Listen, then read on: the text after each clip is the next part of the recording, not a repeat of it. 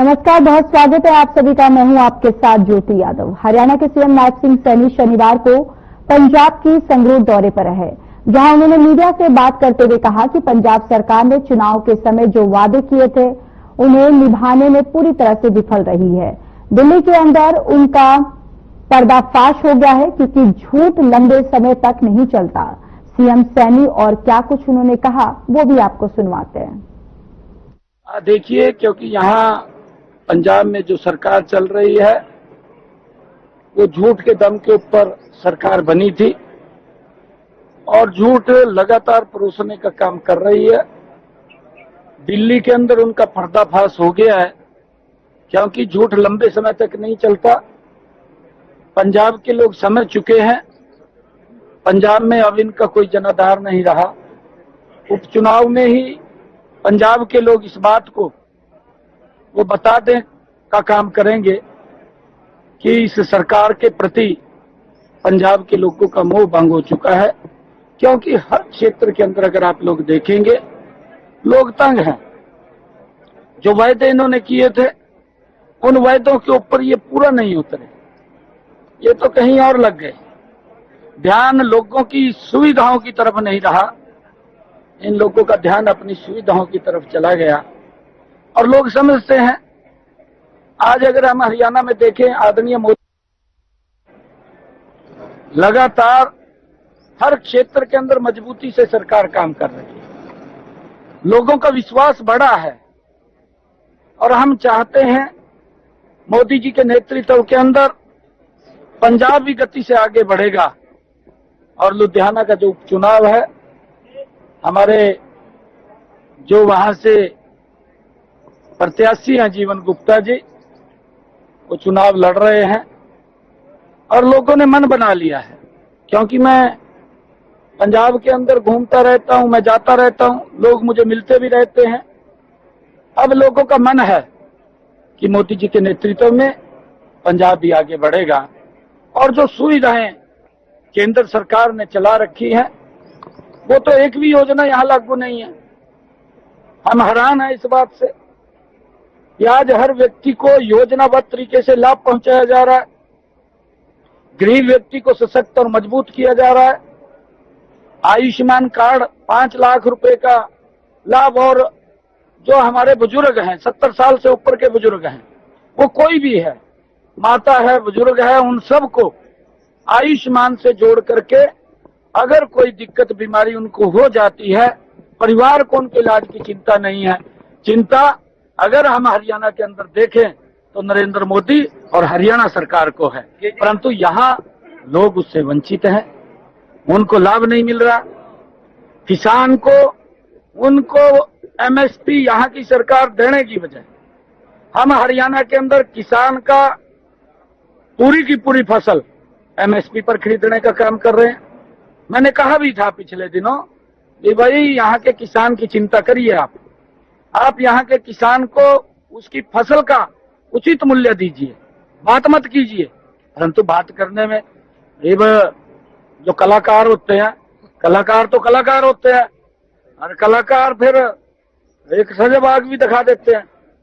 काम करिए, कलाकारी मत करिए। देखिए, इच्छा शक्ति नहीं है। मैंने कहा है कि झूठ के दम के ऊपर सरकार बनी है, और मैं इस बात का हरियाणा के अंदर, पड़ोस में हरियाणा तो एक हमारा आपस का रोटी बेटी का रिश्ता पंजाब के साथ है, क्योंकि हमारा ही परिवार है।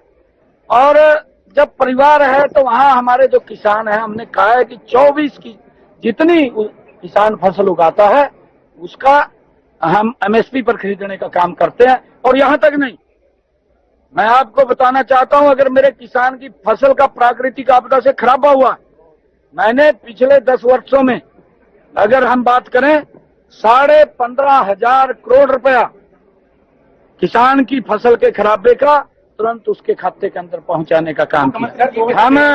हम हरियाणा के अंदर जो सब्जी का किसान है उसको भी भावांतर भरपाई दे रहे हैं कि अगर बाजार में उसकी सब्जी के भाव कम आते हैं, जो उसकी लागत है, तो सरकार उसकी भरपाई।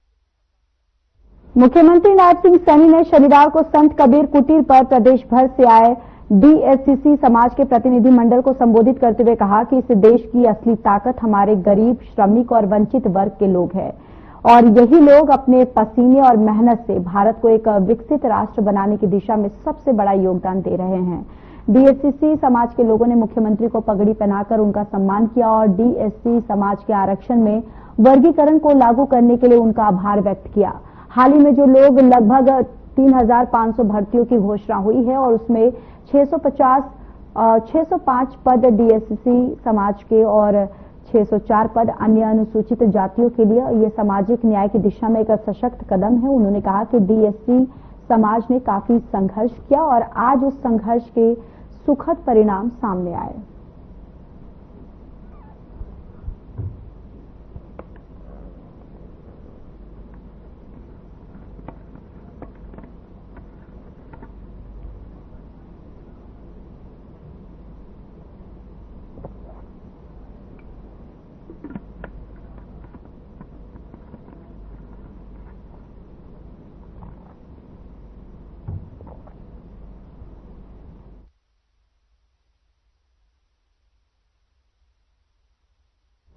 दिन की शुरुआत अब प्रदेश के परिवारजनों की मुस्कान के साथ हो तो उनकी सेवा में निरंतर लगे रहने की असीम ऊर्जा प्राप्त हो जाती है। आज सुबह संत कबीर कुटीर पर नागरिकों से मिलकर उनका हालचाल जाना और उनकी समस्याओं के समाधान हेतु निर्देश जारी किए।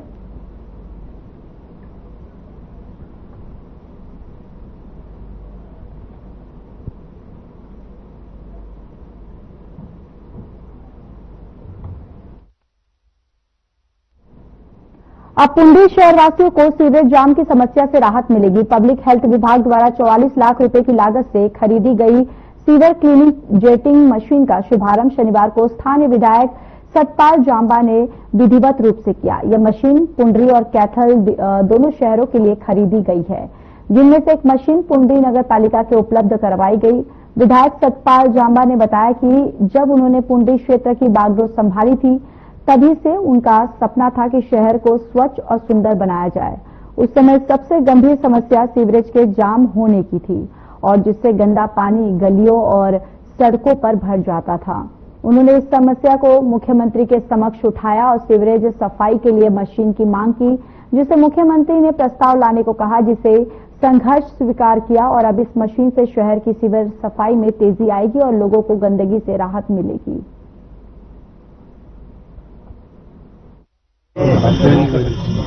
कल sir 2 jetting machine public health को हैंड ओवर की है, एक पुंडरी के लिए सर और एक कैथल सर्कल के लिए।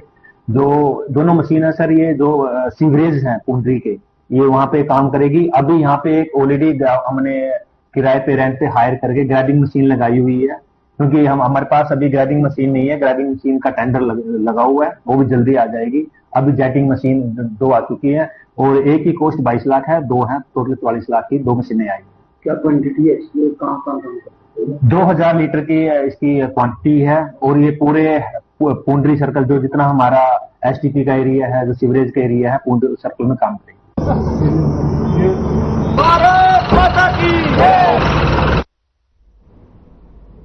खबर सीसा से, जहां चोपटा क्षेत्र के गांव रामपुरा ढिल्ले में सुबह 4 बजे दिल दहला देने वाली घटना सामने आई। पति ने पारिवारिक कलह से तंग आकर खाट पर रसोई और अपनी पत्नी यानी कि खाट पर सोई हुई पत्नी को कस्सी से काट डाला है और पुलिस को हत्या करने वाले आरोपी को घर ढूंढने में परेशानी का सामना करना पड़ा और ऐसे में आरोपी खुद गली में खड़ा होकर पुलिस के आने का इंतजार करता रहा। नाथुसुरी और चोपटा थाना पुलिस ने आरोपी को गिरफ्तार किया और घर के अंदर जांच की तो महिला का धड़ कटा हुआ था। पुलिस ने आरोपी को गिरफ्तार कर घर के अंदर बने कमरे में बंद कर दिया, तो वहीं मृतका के परिजनों को फोन कर घटना की सूचना दी।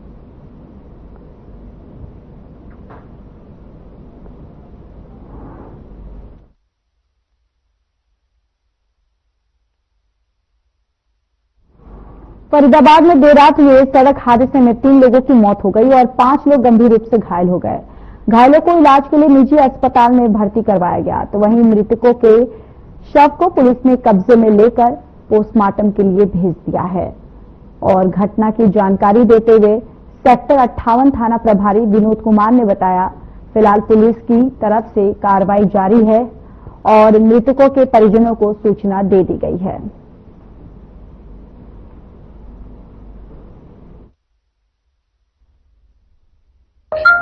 रात को यहाँ पे जेसीबी चौक के पास में सड़क हादसा हुआ है जिसमें 2 गाड़ियों का एक्सीडेंट हुआ है। एक एमटी हेक्टर थी और एक अर्टिगा गाड़ी थी। अर्टिगा में 5 लोग सवार थे, अर्टिगा हेक्टर में 3 सवार थे। तो जैसे सूचना मिली थी पुलिस को 2-2:15 बजे के आसपास लगभग पुलिस मौके पहुंच गई थी और लोगों की सहायता से उन सबको हमने हॉस्पिटल में पहुंचा दिया। कैसे हुआ ये सड़क हादसा? कहाँ से आ रहे थे, कहाँ जा रहे थे लोग? एक तो एमटी हेक्टर गाड़ी है, ये पलवल से फरकदा की तरफ आ रही थी और जो अर्टिगा गाड़ी है ये अपने टाउन की तरफ से और पलवल की तरफ क्रॉस कर रही थी। सर, जो मृतक हैं वो कहाँ के रहने वाले? मतलब इसमें 3 मृतक हैं, ये पलवल के ही हैं, 3 पलवल के आसपास गाँव के हैं। इस हादसे में कितने लोगों की जान गई है? अब तो जो हमारे पास सूचना है 3 व्यक्ति इसमें मृत हो चुके हैं और ड्राइवर जो उसको चोटें लगी है, एक जो 5 का वो थोड़ा ठीक है। घायल कुल कितने हैं? घायल ये मान सकते हैं हेक्टर वाले भी घायल है, जो तीनों उसमें हेक्टर में थे।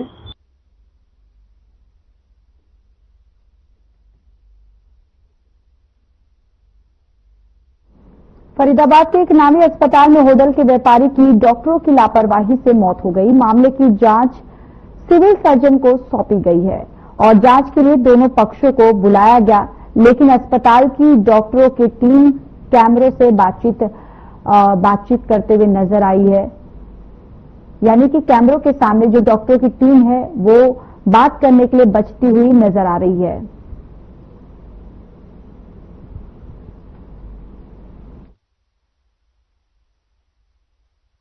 आए थे, मनीष मित्तल का नाम है। उनको हम कोसी कला में मंगला हॉस्पिटल के पास लेकर गए थे। कितनी उम्र थी आपके भाई की? 42 ईयर थी। क्या बीमारी थी? उनके कोई भी कैसी भी बीमारी नहीं थी, उनके सिर्फ चेस्ट में पेन हुआ था। चेस्ट के पेन की वजह से उनको हम मंगला हॉस्पिटल लेके गए। उन्होंने ट्रीटमेंट करा, क्या करा पता नहीं। उसके बाद उन्होंने ईसीजी करी। ईसीजी के बाद उन्होंने डॉक्टर सिमी मल्होत्रा को फोन किया कि मेरे पास एक पेशेंट आया हुआ है, इनको मैं आपके पास लेके आ रहा हूँ। हमने उनसे बोला भी था कि कोई और अच्छा हॉस्पिटल हो तो वहाँ उनको लेके जाओ, लेकिन वो बोले कि मेरी चचेरी बहन लगती है और मेरे से अच्छे संपर्क है, मैं उनके पास आपको ले चलता हूँ। पैसे की कोई दिक्कत नहीं है, उनको पता था कि पैसे की हमारे पास कोई इशू नहीं था। इस वजह से हम उनके विश्वास के ऊपर वहाँ पर लेके गए, लेकिन हमारे भाई को सही ट्रीटमेंट नहीं मिल पाया क्योंकि उस टाइम कोई भी कैथरेन में आदमी मौजूद नहीं था। क्या कहना चाहते हैं? मतलब डॉक्टर की लापरवाही कहाँ लेकर कौन सा अस्पताल हॉस्पिटल में लेकर के गए थे?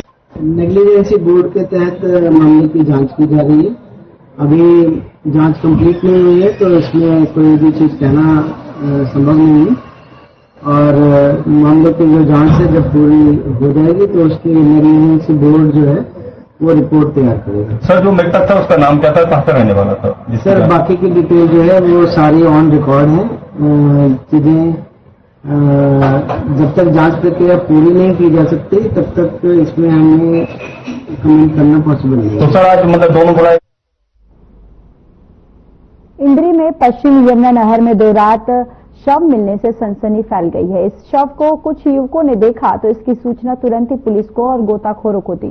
पुलिस भी मौके पर पहुंची और वहीं पर प्रसिद्ध गोताखोर प्रगट सिंह और अपने टीम के साथ मौके पर पहुंचे। देर रात तक शव को बाहर निकाल लिया गया। शव को मॉर्चरी हाउस भेज दिया गया है। शव की शिनाख्त नहीं हो पाई है। शव काफी पुराना बताया जा रहा है। मिली जानकारी के अनुसार यमुनानगर से एक युवक पिछले कुछ दिनों पहले पश्चिमी यमुना नहर में गिर गया था। उसका शव आज तक बरामद नहीं हुआ था और ऐसा प्रतीत होता है कि यह शव उसी युवक का होगा, लेकिन इसकी शिनाख्त उसके परिवार वाले ही कर सकते हैं। परिवार के लोगों को सूचना दे दी गई है। परिवार के लोग करनाल मॉर्चरी हाउस पहुंच गए हैं ताकि शव की शिनाख्त हो सके।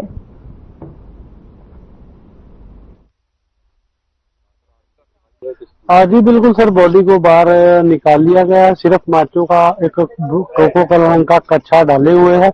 19 से 20 साल के आसपास उम्र है। परिवार को फोटो तो डाली है, लेकिन अभी रात की वजह से उन्होंने पहचान नहीं की।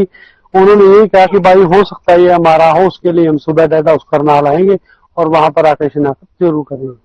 किस पोजीशन में? चलो बैठो जी। हाँ सर, बॉडी पूरी फुली हुई, 6-7 दिन पुरानी है और लगता है कि 2-3 दिन से यही लटकी पड़ी थी।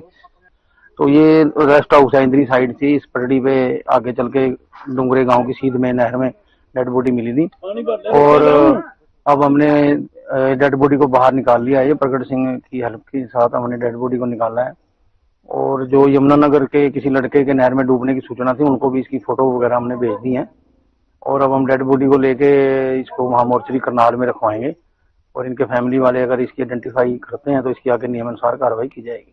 बिल्कुल बॉडी को बाहर निकाल लिया गया है। अभी बताया कि अभी शनाख्त के बारे में नहीं, अभी शनाख्त के बारे में उनके फैमिली वाले आएंगे, वो जैसे हम मोर्चरी में अब रखवा देंगे। उनको फोटो भेज दिया हमने।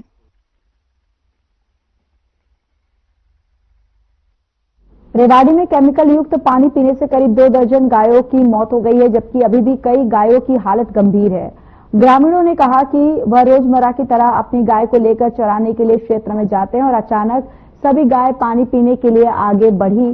40 से 50 गाय का झुंड पानी की प्यास बुझाने के लिए पहुंचा और पानी पीने के कुछ समय बाद बेहोश होकर गिरने लगी और तड़पने लगी। कई गाय जो है वो बीमार पड़ी हैं, जिनका इलाज चल रहा है और इस दौरान सूचना मिलने पर पुलिस की टीम भी पहुंची और स्थिति का जायजा लिया। साथ ही ग्रामीणों ने कहा कि यहां पर बड़ी संख्या में केमिकल युक्त कंपनियां हैं जो अपना गंदा पानी बाहर छोड़ती हैं और इसी पानी के पीने की वजह से गाय की मौत हुई है। उन्होंने बताया कि केमिकल युक्त पानी से बीमारियों का भी खतरा हमेशा से मंडराता रहा है।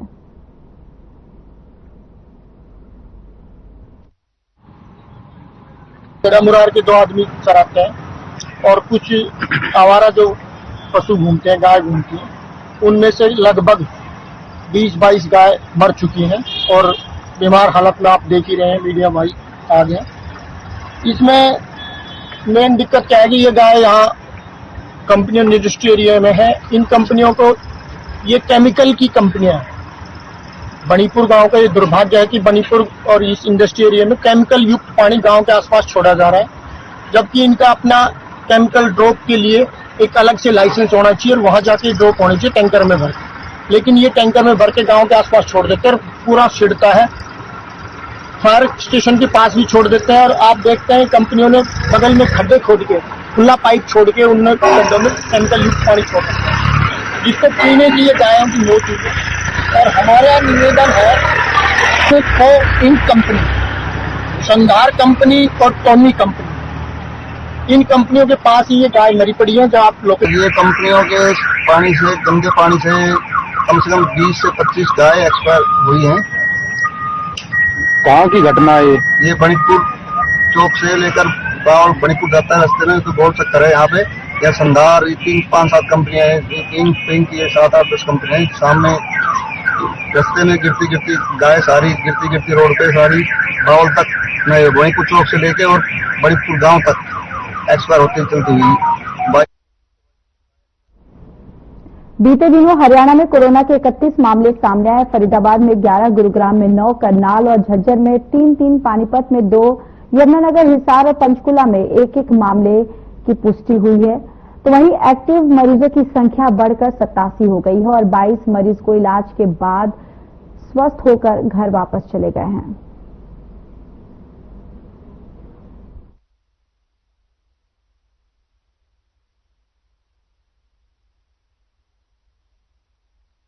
हरियाणा के कुख्यात गैंगस्टर विक्रम उर्फ पपला गुज्जर को बड़ी राहत मिली है। नानौल की सेशन कोर्ट ने उसे 5 आपराधिक मामलों में बरी कर दिया है। महेंद्रगढ़ जिले की अलग अलग अदालतों ने उसे दोषी ठहराया था, जिसे पपला ने इस फैसलों को नानौल की सेशन कोर्ट में चुनौती दी। शुक्रवार को सुनवाई करते हुए सेशन कोर्ट ने अपना फैसला सुनाया। बताते चले कि पपला गुज्जर पर हरियाणा और राजस्थान में हत्या, लूट, फिरौती सहित कई मामले दर्ज हैं। फिलहाल पपला गुज्जर जेल में बंद है। शुक्रवार को वह वीडियो कॉन्फ्रेंसिंग के जरिए कोर्ट में पेश हुआ था। विक्रम उर्फ पपला गुज्जर को नीचे लोअर कोर्ट महेंद्रगढ़ और एक केस में सीजीएम साहब नारनौल ने एक केस में सजा की थी और 4 केसों में महेंद्रगढ़ से लोअर कोर्ट में इसको अंडर सेक्शन 174 AIPC के तहत सजा हुई थी। गांव में कोरियावास में बने चवन ऋषि मेडिकल कॉलेज का नाम बदलने की मांग ने जोर पकड़ ली है। कॉलेज का नाम बदलने को लेकर ग्रामीण पिछले 1 महीने से धरने पर बैठे हैं। उनका कहना है कि सरकार उनकी मांग की ओर कोई ध्यान दे, नहीं तो हम धरना करेंगे और आगे भी धरना जो है वो जारी रखेंगे। साफ तौर पर आप देख सकते हैं कि ऊपर लिखा हुआ है महर्षि चमन कॉलेज कोरियावास, और इधर जो है वो अनिश्चितकालीन जो धरना है वो धरना यहाँ पर करीब 1 महीने से ज्यादा का जो समय है वो धरना यहाँ पर चल रहा है। ग्रामीण यहाँ पर बैठे हैं, उनकी मांग है कि मेडिकल कॉलेज का जो नाम है वो राव तुलाराम के नाम से यहाँ पर है होना चाहिए, जिसको लेकर तमाम प्रकार के जो लोग हैं, ग्रामीण हैं, उनकी काफी सारी जो मांगे हैं उसको लेकर जो धरना है वो धरना यहाँ पर चल रहा है। खास बातचीत करेंगे। और ऐसे है जी राव तुलाराम के मांग है यहाँ पर, और आरक्षण में यह है तो डी ग्रुप सी ग्रुप में या कोई भी हमारे इस इलाके के बच्चे लगने चाहिए, गांव के लगने चाहिए, क्योंकि जमीन फ्री में रही से 80 किलो को देना कोई 80 खेला। मामला ये है कि इस मेडिकल कॉलेज का भूमि पूजन हुआ जब श्री मनोहर लाल खट्टर मुख्यमंत्री हरियाणा सरकार ने किया था भूमि पूजन जी। श्री ओम प्रकाश एडीओ विधायक थे यहाँ से नारनौल से, उन्होंने स्टेज के ऊपर क्लियर मांग की थी कि ये नाम शहीद आजम राव तुलाराम के नाम से होना चाहिए। अच्छा, नंबर 2, आज देश भर में मुस्लिम समाज के लोग ईद उल अजहा का त्योहार धूमधाम से मनाया और इस अवसर पर भिवानी में भी बकरीद का त्योहार धूमधाम से मनाया गया, जहां लोगों ने एक दूसरे को ईद की बधाई दी और जश्न मनाया। और इसी कड़ी में भिवानी में मुस्लिम समुदाय के लोग भिवानी के ढाणा रोड स्थित ईदगाह में एकत्रित हुए। कार्यक्रम में सभी लोगों को ईद की मुबारकबाद दी और इस मौके पर मस्जिद कमेटी प्रधान जोरावर अली ने कहा कि पूरी दुनिया में ईद का त्योहार बड़ी धूमधाम से मनाया जाता है। इस दिन शांति और सुख समृद्धि के लिए भी दुआएं मांगी जाती हैं। का नाम ईद उल अजहा है। ये हमारा ढाणा रोड है, ढाणा रोड शांति गार्डन के सामने कब्रिस्तान वाली मस्जिद में ईदगाह में मनाई गई है। ये देखो, एक दूसरे के भाईचारे का प्रतीक है। इस दिन बुराइयों पे ऊपर कुर्बानी का मकसद है कि अंदर की बुराइयां खत्म करना, और ये एक आजमाइश का दिन है। उसकी वजह से ये हजरत इब्राहिम अलैहिस्सलाम से तैयार, ये हमारे नबियों से उसी की कदम चुनों पर चलते हुए ये कुर्बानी का त्योहार मनाया जाता है। अपने मुस्लिम भाई ईद का त्योहार हर्षोल्लास के साथ मना रहे हैं और कानून व्यवस्था लॉ एंड रूटीन मेंटेन करने के लिए पुलिस फोर्स लगाई हुई है और सब सुचारू रूप से ठीक चल रहा है, शांति प्रिय। कोई कार्यक्रम कहाँ हो रहा है और कितनी ये कार्यक्रम अपने ढाणा रोड के ऊपर मस्जिद है, यहाँ पर हो रहा है और यहाँ पर हमने करीब 3 दर्जन पुलिसकर्मियों को लगाया है, या तो भाईचारा बनाए रखें और हर्षोल्लास के साथ अपना त्योहार मनाएं।